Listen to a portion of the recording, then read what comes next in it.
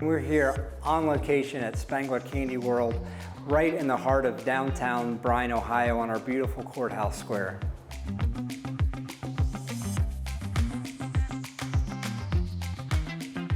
They've been making candy for over 100 years. It wasn't always candy. It started out with baking powder. But you can learn all about the different products that we make by taking a look at all the museum pieces that we have here. And unfortunately, we have more artifacts than we could fit. And again, some of those are virtual and some of them are real-life artifacts that you can take a look at with your own eyes. We actually have a hand candy cane crooker, where they used to hand bend the candy canes back in the day. Today that's all automated, but it really shows you how technology has advanced and how our productivity has advanced. We have one of the largest lollipop factories in the world. We make 12 million dum-dums every day. And it's Christmas all the time here. We're always making candy canes. Those are our main product lines, but we also have some more traditional lines. We have Bit of Honey, that is a brand that's over 100 years old. We have Circus Peanuts. We also have Sweethearts, a Valentine's favorite. And actually the oldest candy brand that we have is Necco Wafers. Unfortunately, we're not able to give real factory tours anymore with all the regulations around food safety. But what we did instead was we have a virtual tour where you actually get really, really good images and visuals of our candy making process. And we tried to make it a real sensory experience. It's on a fairly big screen. It's about a 45-person theater, and there's some surprises that are in the movie as well. So it's enjoyed by kids and adults of all ages.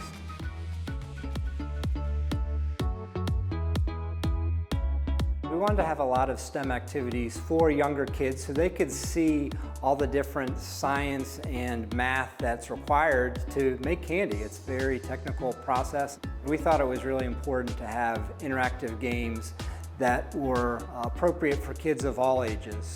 The games reflect things that happen at Spangler Candy Company. The work that's done involves a lot of science and technology and engineering and math. And we want to reflect that here at Spangler Candy World. So we've incorporated that into all the activities that we do here, from the movie to games. Everything that's here will reflect a little bit about how it works in our industry. Some of our games are touchless technology, where you just use your hand over a sensor to make the game work. You don't actually touch the screen, you touch no controls. So you're inspecting candy, you're measuring how much candy goes on a truck before it leaves the factory. There's a candy ingredients section where you actually pull from ingredients to make a certain flavor or kind of candy. Kids of all ages should come to Spangler Candy World, whether they're 1 year old or 100. And we wanted to create a space that was a little bit different than other places that you visit. It was important to us when we designed Spangler Candy World to make it colorful, to make it fun, to make it family friendly. There's a conveyor up above that's running boxes of candy. There's lights flashing. It's just fun. And we've had adults who have come in and said, I feel like I'm in Chicago or New York City, because there's just so much here that they don't expect. Besides all the interactive displays that we have and the historical artifacts, we have some fun places here just to take selfies and pictures.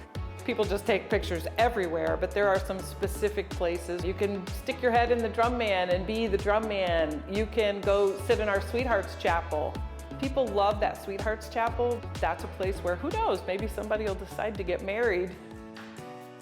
The future of Spangler Candy World, we think, is very promising. While certainly the main portions of it, the historical pieces and all that, will remain, but we are continually going to be looking for things we can add, things we can tweak. We'll be adding items to our historical displays as things happen at Spangler Candy Company, to keep it fresh and to keep it a place that if you've never been here before, you're not going to miss much, but at the same time, if you have been here, you're going to see some new things. Spangler Candy World is a unique experience for kids and adults alike. As long as you like candy, this is the place for you.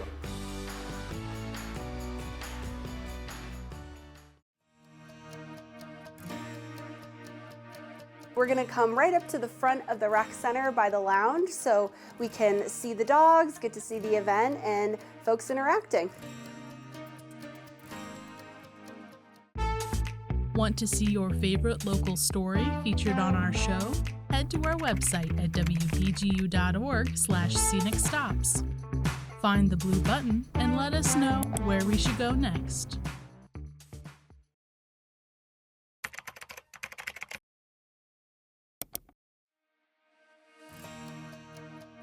Welcome to the Bowling Green State University Student Rec Center. Today we're going to be here with Pump It Up with Paws. We're going to come right up to the front of the rec center by the lounge so we can see the dogs, get to see the event, and folks interacting. When folks interact with the therapy dogs, they're able to pet them. Some just like sitting there, kind of being in their presence, which is funny. They aren't allowed to give kisses. I know everyone wants a kiss, but some of those are just ATD rules, so we just make sure that the animals and all of our participants are safe. We do have over 22 dogs that participate in our program. So today we have two of our rock stars here, Benny and Oreo. We also have over 100 students that are trained to volunteer at events. So those students come, their job is to just making it a welcoming environment. So the handlers are certified with their dogs, so they're kind of seeing that piece, but the students, they help track the number of folks that participate in the event. We collect evaluations, which the result is more dogs, more events, so I do the best I can. Bowling Green State University has an initiative called the Community of Care, one of those pillars being mental well-being. And so we're really trying to work more to promote our students' overall well-being. We know that to be successful at school and in life, being able to take care of yourself and also connect with other people is key to that. The dogs that work with the PAWS team are part of the Alliance of Therapy Dogs. This is an organization that trains and certifies therapy dogs. So they're excellent in going into a variety of spaces. The sound of the weights or the busy environment doesn't throw them off at all. They're here and ready to bring smiles. Have you guys met them? So Benny's 165 pounds. We bring the therapy dogs here to the rec center because it's actually one of the favorite spots for our handlers. Actually, one of our volunteers today was a collegiate swimmer here at BGSU. People like coming to the rec. It's a hot spot around this time of day. A lot of students as well as patrons. We have swim teams that come in, so it's a great time for the dogs to meet folks. We do this event once a week. We do host some events on campus weekly, some twice a month, others are special events, so we'll have usually up to 70 events a semester. The reactions when folks see the therapy dogs, usually you see the eyes widen, a smile to their face, maybe a dogs, you know, they're surprised to see them. It's funny, the more they're on campus, the students will see them, oh, hey, it's Benny, it's Oreo, I haven't seen you in a while. So they get to know the dogs that come in. But yeah, it just brings a smile to their face. For some folks, they specifically make it out here to see the dogs. For other folks, it's a great little pick-me-up after a workout, so we like having them here. The personalities of the dogs here today. Benny's kind of a mascot of sorts. His name's Bennington George for Bowling Green. I mentioned his owner, Carol, was a student athlete here. Actually, another owner, his was her coach. So it's funny, there's lots of Bowling Green connections. Benny is just a big, fluffy, kind-hearted dog. He gets so excited when he first gets onto the event and then settles in, gets cozy, and just loves people all around him. Oreo's funny. Oreo's kind of spunky. It's like a little white, I think Chihuahua mix, just so cute, but also just loves coming out, being involved, meeting people. He's in his little stroller with Christmas lights, so people always know when he's coming because there's like a dog in a stroller. It's not usually what you see on campus. He's sweet.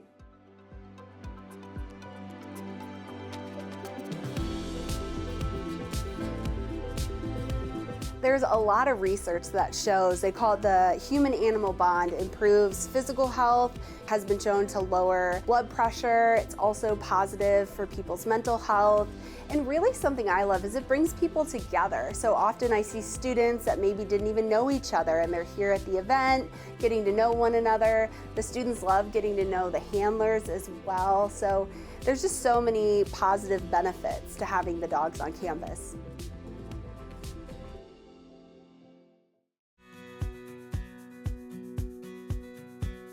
Waterville, Ohio rests along the Maumee River in Lucas County.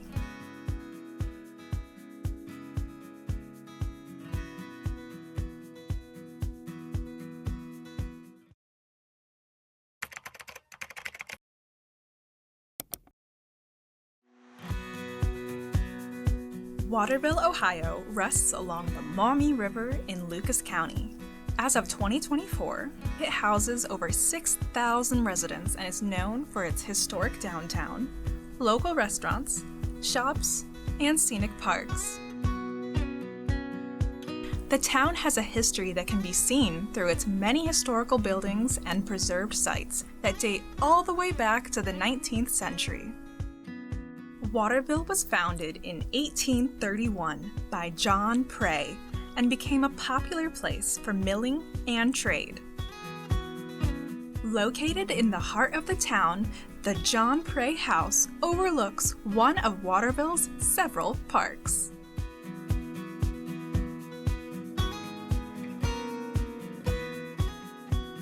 Memorial Park is considered to be one of the most scenic areas in town, with a clear view of the river.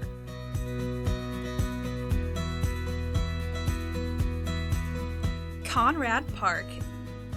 It has a baseball diamond, a playground, a rentable gazebo, and is in walking distance to the local library. One popular historic attraction is the Columbian House at the intersection of North River Road and Farnsworth. The house was built as a stagecoach inn and served as the first post office in Waterville.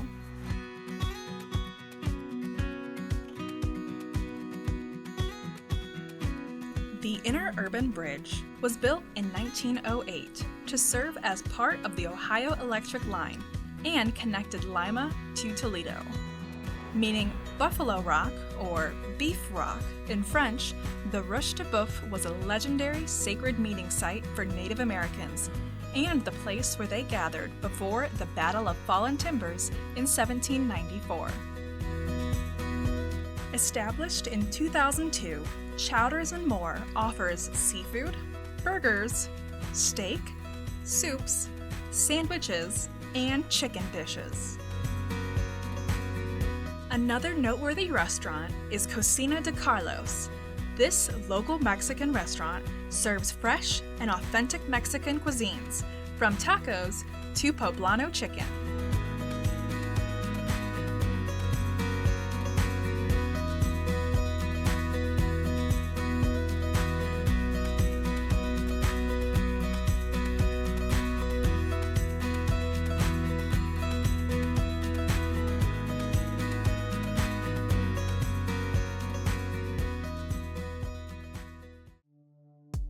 Filled with charm and scenic views, residents and visitors of Napoleon don't have to search very far for entertainment, activities, or history.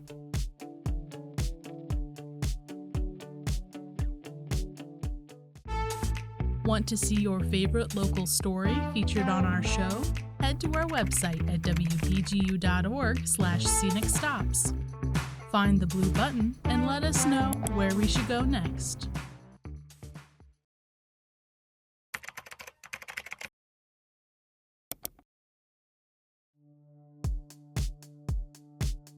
Filled with charm and scenic views, residents and visitors of Napoleon don't have to search very far for entertainment, activities, or history. Established in 1832 and named after the French leader Napoleon Bonaparte, the town is located in Henry County and home to over 8,000 locals. The town's peaceful atmosphere and historic culture can be enjoyed throughout the entire area, starting with the Henry County Courthouse. This Second Empire-style building was built in 1882 and was designed by David Gibbs. Standing 15 feet tall, the Goddess of Justice can be seen overlooking the town square. Next to the courthouse is the sheriff's residence. Listed on the National Register of Historic Places, it currently contains offices for the Sheriff's Department, a call center for the county's emergency services system, and office space for other county agencies. The Lloyd W. Franz Veterans Memorial Park. Dedicated to Napoleon on November 11, 1989, it serves as a tribute to the fallen heroes of Henry County.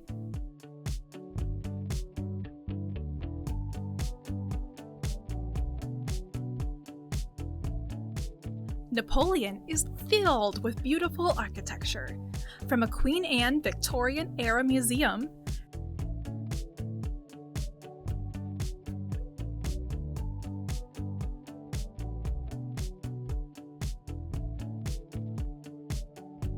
to an American Craftsman-style church.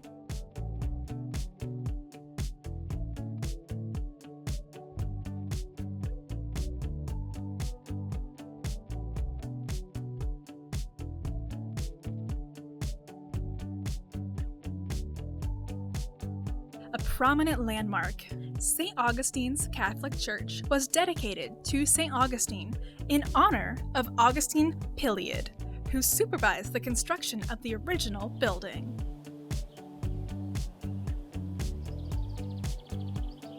With options of walking trails, scenic views of the Maumee River, off-the-leash dog areas, and playgrounds, Napoleon offers many options to enjoy the great outdoors.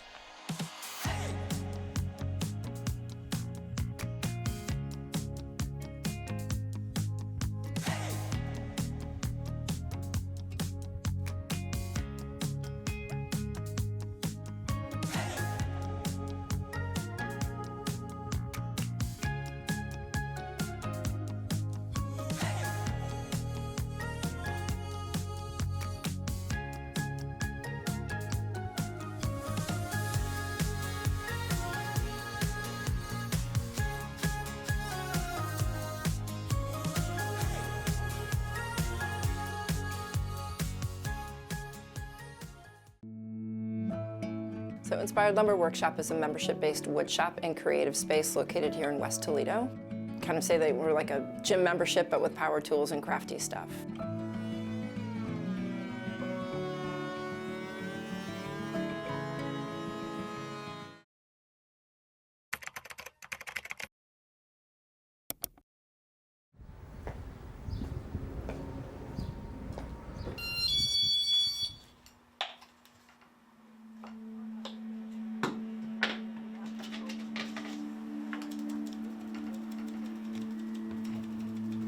So Inspired Lumber Workshop is a membership-based wood shop and creative space located here in West Toledo. Kind of say that we're like a gym membership, but with power tools and crafty stuff.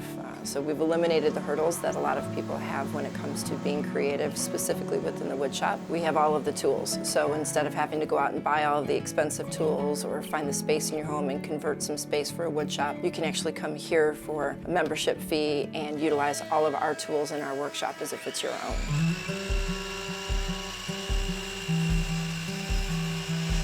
A lot of people at home, they have basic tools. They have drills. Some people have chop saws or miter saws. Some people have a table saw or various things, a portable table saw typically. Here you'll find a little bit more than that. We have all of those things, of course, but we also have a saw-stop table saw, which was a non-negotiable thing for me. That was one of the big reasons why I wanted to move out of our garage. We've got a 42-inch wood lathe, which is amazing, so that does all the circular cuts, bowl turning types of things. We have a 13-inch and a 20-inch planer. That's probably the number one thing people come in here for, is because they're very expensive and people typically don't have them at home, and if they do, they have a much smaller version, which means that their cuts have to be narrower and then they have to glue them.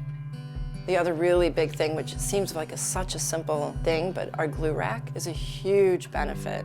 The glue rack is like a big giant clamp, and it allows us to be able to do butcher blocks and cutting boards and anything that requires gluing together within hours rather than days, and or just the cumbersomeness of having to try to find space or whatever for all of these clamps. Pop it on the glue rack, and in an hour, it is a nice solid single structure. We did the math for what it would cost for an average person to start a wood shop within their home at a very bare minimum. And this was including a small table saw, miter saw, maybe a small planer, but typically not because they're just, even a 13-inch planer runs $500 to $600. So we averaged it out to about $2,500 to $5,000 to start a wood shop within their home. And that's without doing any reconstruction or doing anything to work around air vents or air quality within the space. And that is just for the tools to get started. So by eliminating that hurdle and providing professional level tools where people can come in for a low cost and utilize that, we felt that this was a really good opportunity for us to be able to share what we have and enable people to move forward with that skill development rather than having that hurdle that stops them. If you want to become a member and have autonomous use of the wood shop, you actually have to go through a safety course. It's required. And we have safety classes on the website that you can go on and you can sign up to schedule a time to do it. If none of those dates work, my husband's happy to do a one-on-one with anybody who would like to have quick access into the shop. So he goes through and he hands you a board and you have to plane it to a certain depth, you have to cut it to a certain size, you have to do various things to show you know what you're doing with the tools. But he walks you through every one of the machines in the shop and shows you exactly how to use them, talks theory about why would you use this machine over this machine, why would you do this versus this, shows you how to figure out a good board, all of those types of things. So he walks you through woodworking theory, very basic on that point. We require, in the shop as far as glasses, personal protection equipment, if we're planing down certain types of wood in there that have more of a toxicity level to it. So we can try to go above and beyond to ensure that everybody is comfortable, safe, and that we have everything here to be able to ensure that safety. So Inspired Lumber Workshop is a completely new concept. There's nothing else like it in the community. And so one of the biggest things, the hurdles that we've had this year is getting people to understand what it is that we've brought to the community and how we can benefit people. Our audience is excessively broad. It's men, it's women, it's children, it's ages, all sexes, it's everybody. And so our goal in 2024 is to continue to expand the knowledge base. We're working with veterans right now. This is a huge program that we just started. Lucas County Veterans Services Commission and Christian's Corner Foundation are providing funding in 2024 to provide free 6-week-long courses for 60 veterans to go through the wood shop, to complete projects, to learn skills, to encourage camaraderie and a sense of community for veterans specifically. We love to go into the senior communities and find a lot of these folks are very talented carpenters who have had to downsize and don't have the space or have access to these tools anymore, but they're still incredibly capable, and we would love to access those individuals as well. So if people have ideas and thoughts out there about how we can connect with those people, we'd love to hear that. One of the other things that kind of sets us off too is that we have this marketplace. So it's not only Inspired Lumber's branded material that we sell out there. We've got our stuff that we sell. We still produce. We can't not produce. That's what we do, right? And so we sell those things out front. That's open all the time during our times. The other cool part is that as our members are producing things, they can sell them. I know that we had said earlier that our goal was to shift from production to education, but by educating, you also produce at the same time. So our stock is continually changing because as members are in there being creative, we say, hey, if you're making one, make two. Put one out there for sale. They receive revenue out of it, and if they're looking to grow their small business, if they're looking to have a side hustle, anything like that, we can promote them and promote their businesses on our website and on our Facebook and social pages. It's just a great opportunity to help support, again, local artists coming together, and everything out there is built right here within the workshop, so you can't get much more local than that. If you missed this week's episode of Scenic Stops and Stories, you can stream the full episode for free anytime at WBGU.org/scenicstops.